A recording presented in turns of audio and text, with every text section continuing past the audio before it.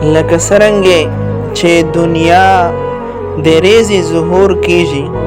سترګه رخیږي، هغې نه مخکې د سترګې روشني هغه دنیا کې ظاهره شي، ټولې خلکې ته پته ولګېږي چې اوس سترګه اړخدنې ولده. او دغه رنګې چې کله شپار سي او بیا سترګه ډوبېږي، د هغې وله اثرات ختمیږي، د اسمان په کنارې کې تریه غوندې روشي،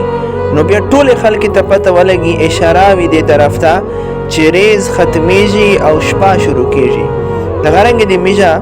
جناب رسول الله صلی الله علیه وسلم چې دنیا ته رتلال،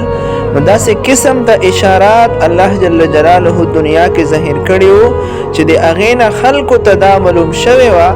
چې د اخري زمانې چې کوم نبی علیه صلات وسلام اخري پیغمبر به وي، هغه دنیا ته هغه ارتلونه ده، د هغې ظهور کېدونه ده. کله چې نبی علیه صلات وسلام پیدا کېدال، نو د دریم د پیر ریز وه. د مفسرین د مؤخرین اختلاف ته مؤخرین حضرات فرمای چې کوم خلق تاریخدان دي چې د نبی علیه صلات وسلام احادیثو کې ذکر هغه یا 2 ربیع الاول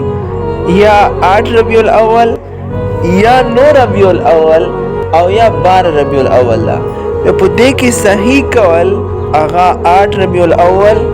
یا 9 ربیع الاول ده. سیرت مصطفی کتاب لیکلی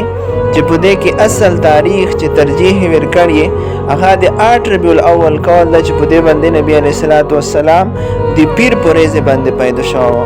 خو چې کله پیدا شال، بیا د نبی علیه الصلاۃ والسلام مور حضرت آمنه رضی الله په هغه باندې نوماک شیش دوله احمد. خو بیا د نبی علیه الصلاۃ والسلام چې کوم نکاح عبدالمطلب،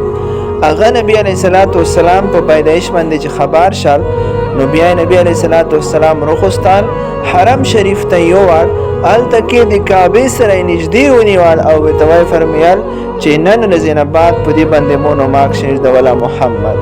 نو دا مطلب چې په نبی علیه الصلاۃ والسلام باندې محمد نوما هغه د هغې نکاح عبدالمطلب هغې ور باندې یاد شوه.